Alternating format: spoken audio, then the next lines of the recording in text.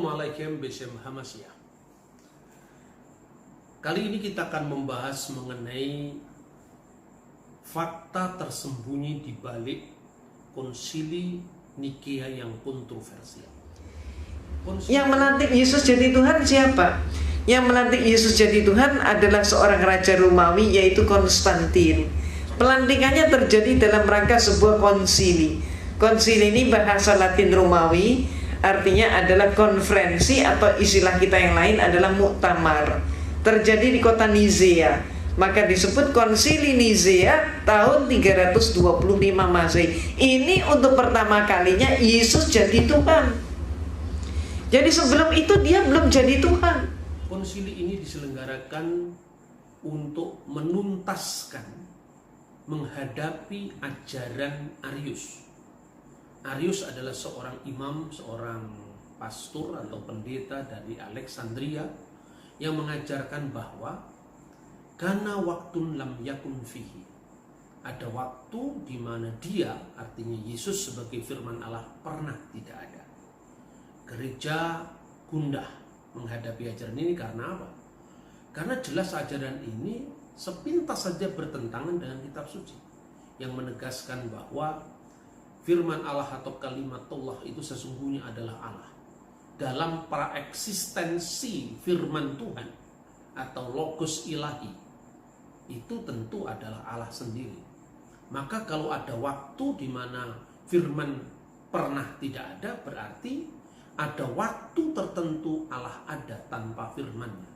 Maka gereja tentu akan merumuskan bahwa firman dan Allah itu sama-sama kekal. Berbeda dengan apa yang diopinikan publik selama ini, khususnya publik modern, bahwa seolah-olah konsili Nikea itu muncul tiba-tiba atas desakan kekuasaan atau tangan besi kaisar yang memaksakan bahwa Yesus harus menjadi Tuhan. Bahkan ada yang mengejek bahwa Yesus baru dilantik jadi Tuhan di konsili Nikea. Dan macam-macam opini liar seperti itu karena memang tidak didasarkan atas bukti-bukti sejarah primer, sekedar opini liar. Jadi dibutuhkan waktu sekitar 7 tahun untuk menghadapi kontroversi kaum Arian ini. Pertama-tama tahun 318, Patriark Alexander dari gereja Alexandria mengundang satu sidang sinode lokal. Kalau konsili itu lebih besar. Dalam sidang sinode lokal ini dirancang sebuah regula fide, draft pengakuan iman, bahwa putra Allah atau firman Allah itu diturunkan bukan dari ketiadaan. Jadi Yesus itu diakui sebagai firman Allah yang kekal, tetapi Arius menolak.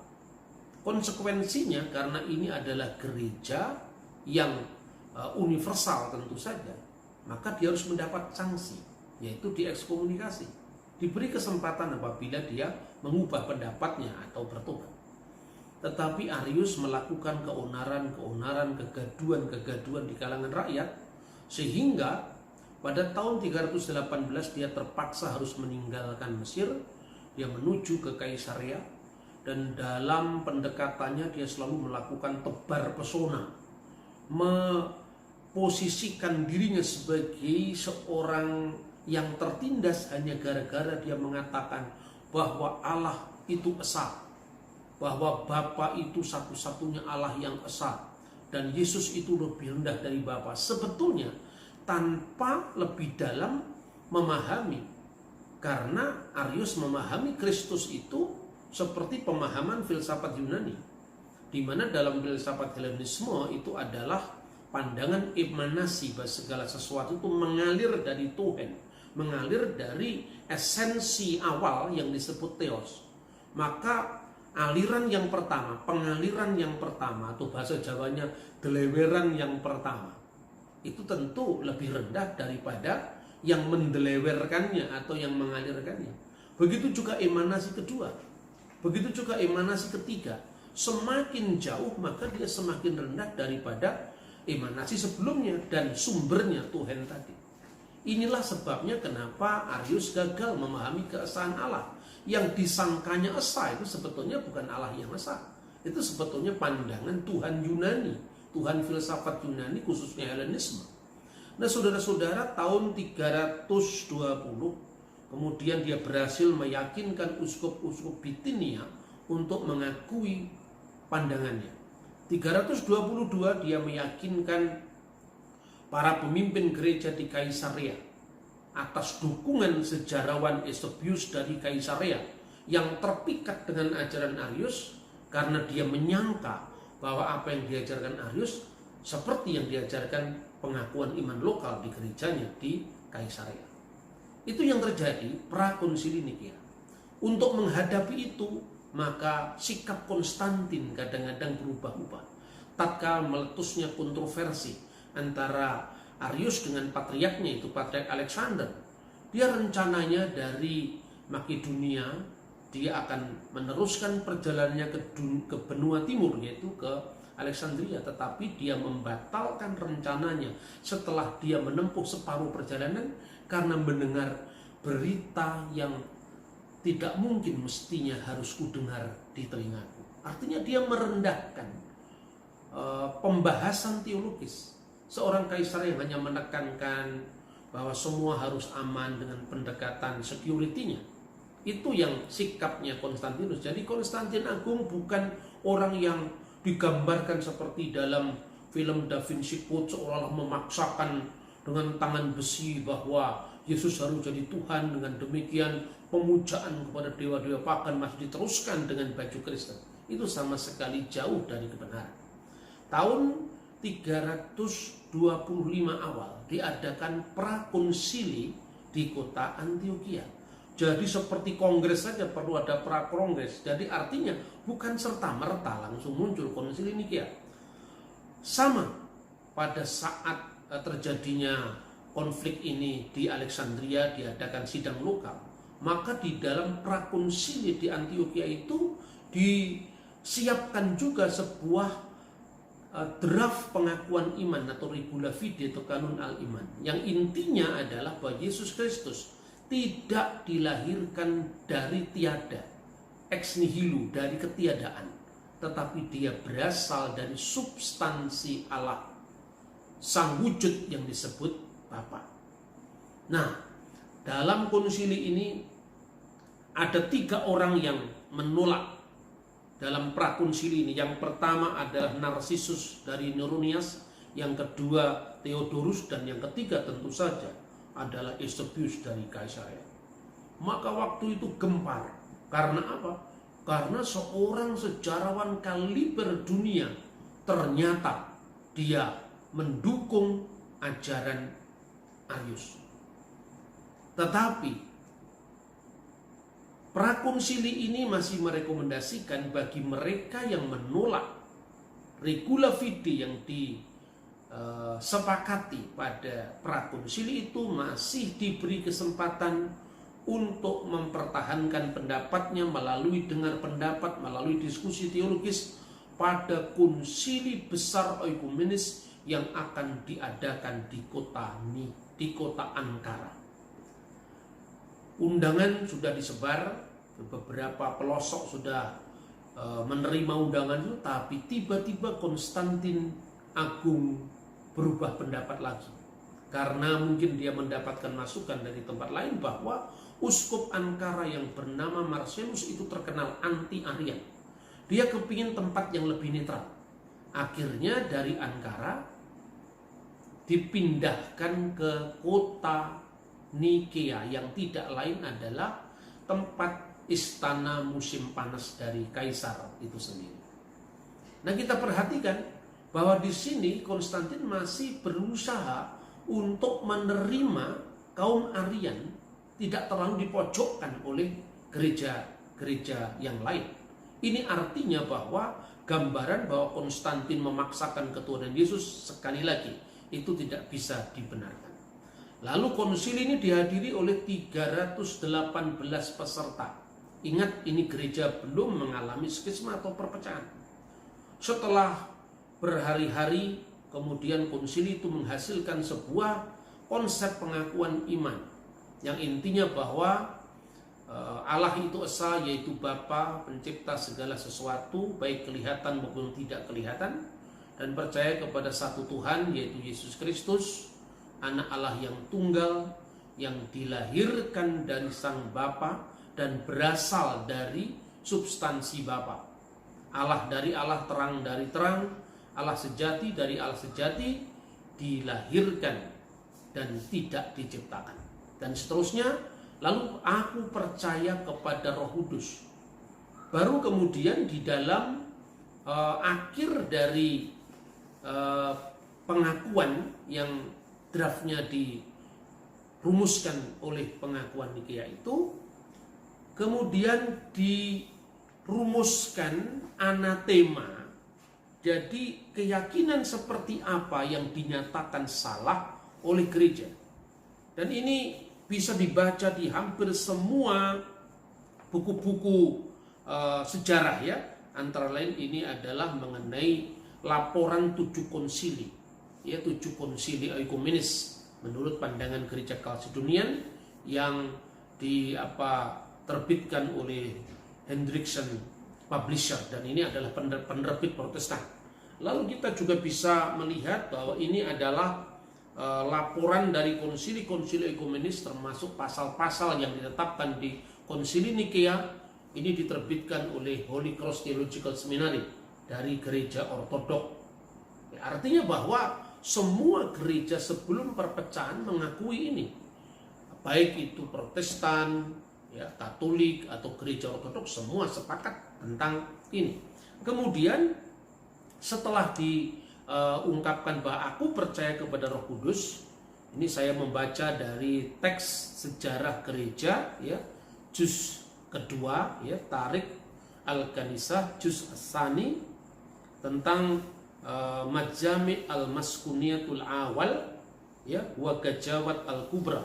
Ini diterjemahkan oleh Abuna Maurice Yukarin, diterbitkan di Mesir, ya, pada tahun 1967, kemudian pada halaman 15. Ini bunyi tentang anatemanya seperti ini. Innalladzina yakuluna kana waktun lam yakun fihi. Dan kepada mereka yang mengatakan ada waktu di mana dia pernah tidak ada. Dia di sini adalah firman Allah, pernah tidak ada. Wa qabla ayyullada lam yakun. Dan sebelum dia dilahirkan dia tidak ada. Wa qad kulika min al-adam. Wa qad kulika min adam. Dan sebelum dia diciptakan atau dia diciptakan dari Adam, ketidakadaan, ex nihilo, ya. Au yujahiruna bi anna ibnillahi huwa min datil ukra. Dan mereka yang mengatakan bahwa sesungguhnya putra Allah adalah memiliki zat ukra, memiliki substansi lain. Au min jauhar akar, atau memiliki hakikat yang lain. Au innahu makhluk, atau dia adalah seorang makhluk. Au qabila lil takir, dia mengalami gayara, perubahan, wal fasad, dan kerusakan. Jadi firman Allah itu bisa mengalami takyir, perubahan atau kerusakan. Padahal ini bicara tentang substansi ilahi bersama dengan firman-Nya dan tekanannya pada firman-Nya. Maka kemudian dirumuskan di akhir itu adalah wa innal kanisah katolikiyah wa rasuliyah tahrimuhum. Maka gereja yang Katolik, yang yang universal dan yang rasuli mentahrim atau menganatema mereka. Jadi ini intinya konsili Nikea. Kemudian apa yang terjadi? Ini kata yang menarik yang perlu kita dengarkan, bahwa Eusebius dari Kaisaria mengubah pendapatnya karena dia merasa pada saat Arius berada di Kaisaria, dia selalu mengatakan bahwa saya tidak jauh berbeda dengan Patriark Alexander. Yang saya lakukan, saya hanya menekankan bahwa putra Allah itu lebih rendah dari Bapa, dan bahwa putra Allah itu merupakan yang pertama-tama dari yang sulung dari segala yang diciptakan Allah. Nah, kalau itu yang disampaikan kepada Eusebius, tentu itu hal yang sama yang diyakini oleh gereja, karena memang Yesus disebut sebagai yang sulung dari segala yang diciptakan. Bukan berarti dia adalah bagian dari ciptaan, karena kata Bechor dalam bahasa Ibrani itu menunjukkan kesulungan tidak hanya dalam pengertian yang lahir pertama kali. Hak kesulungan dalam budaya Ibrani bisa berarti khususnya adalah memiliki kedudukan yang lebih. Ya, hak sulung misalnya dia menjadi pemimpin mesbah keluarga, berhak menerima berkat orang tuanya, dan memiliki kehormatan daripada yang lain. Makanya ada ungkapan Yakub berebut hak kesulungan dengan Esau. Tentu tidak bisa ditafsirkan dalam makna budaya di luar Israel. Itu yang dipahami gereja. Kalau Yesus dikatakan itu lebih rendah dari sang Bapa, memang di dalam wujud inkarnasinya sebagai manusia, Yesus mengatakan Bapa itu lebih besar daripada aku. Nah, seperti ini rupanya yang dilakukan oleh Arius untuk menggalang dukungan terhadap pandangan-pandangannya.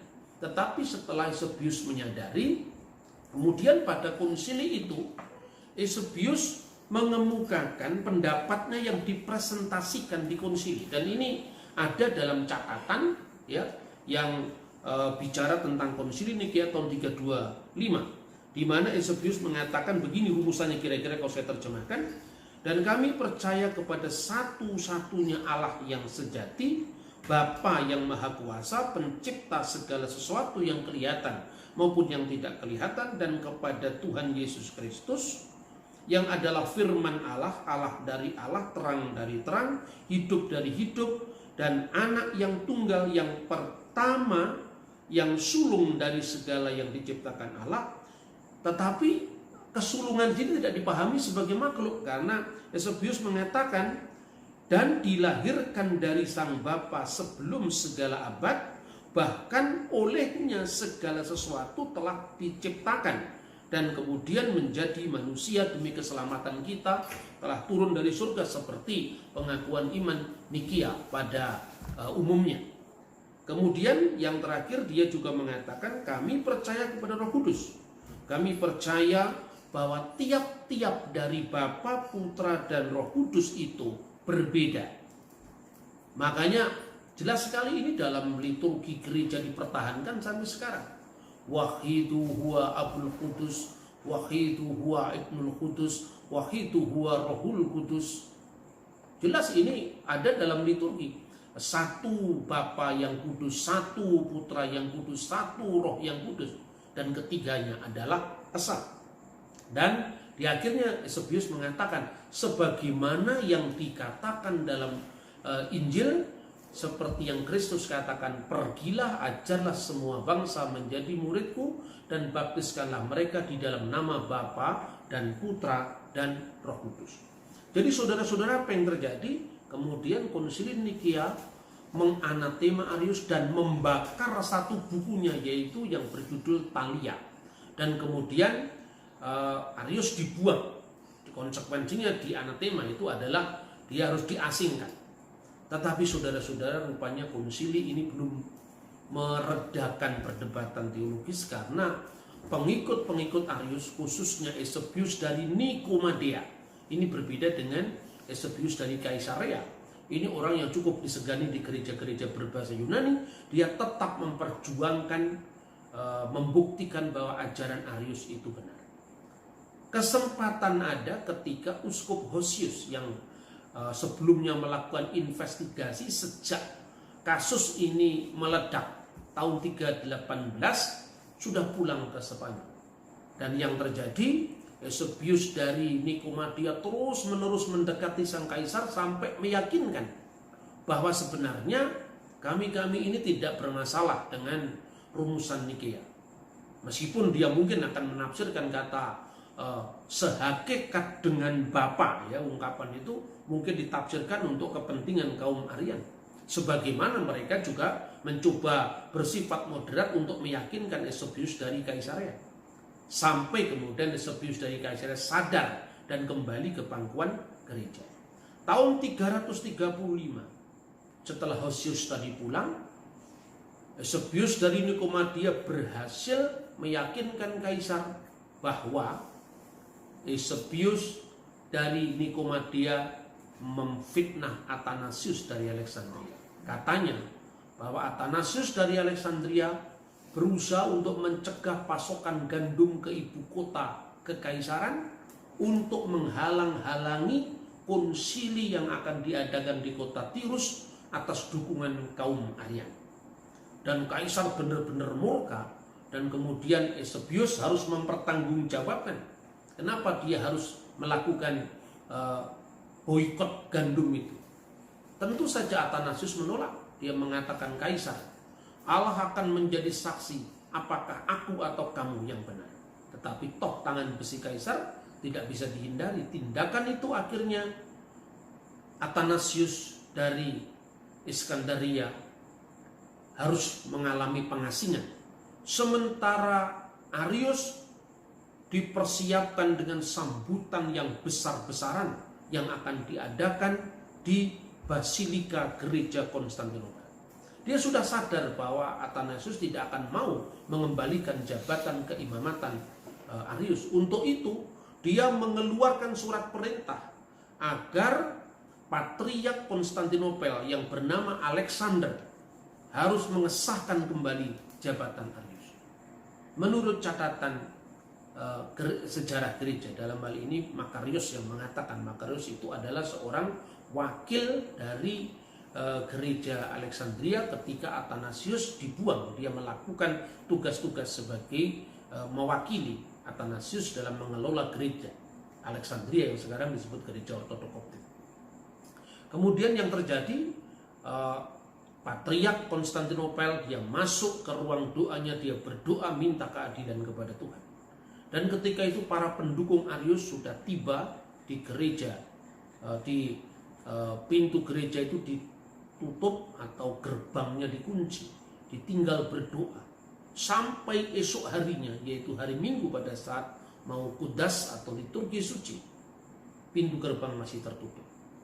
Di sanalah sebetulnya Arius menggunakan kesempatan itu untuk berapi-api berbicara kepada publik bahwa ajaran dia benar dan Kristus itu hanyalah seorang ciptaan.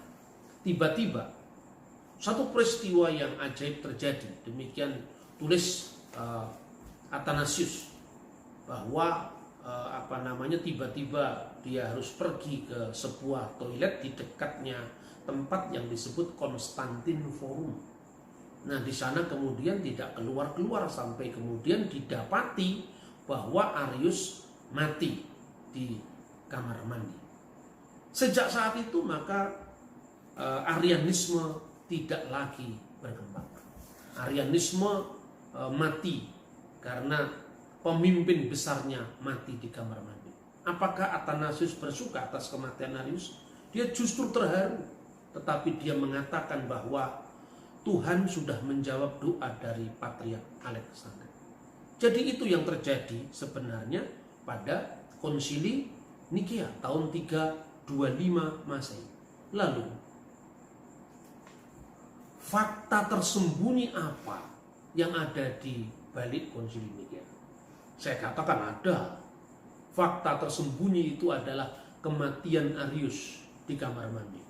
Dan itu jarang dibahas, bahkan sangat asing di khotbah-khotbah di Indonesia, tidak pernah dibahas.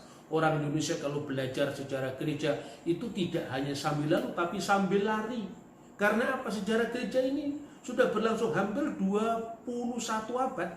Tetapi abad pertama dari zaman Rasul, muridnya Rasul, murid dari muridnya Rasul, itu hanya dilewati sampai abad 16. Konflik Katolik Protestan itu diberikan porsi yang mendominasi. Akibatnya kita ini tidak lagi mengenal akar sejarah kita, lebih-lebih akar apostolik ajaran gereja. Catat, fakta yang tersembunyi di belakang konsili Nikea yang kontroversial, matinya Arius di kamar mandi. Semoga pelajaran sejarah ini bisa melengkapi kita, mencerahkan kita untuk hati-hati di dalam menentukan sikap kita. Tuhan memberkati kita. Shalom Aleichem. Beshem Hamas.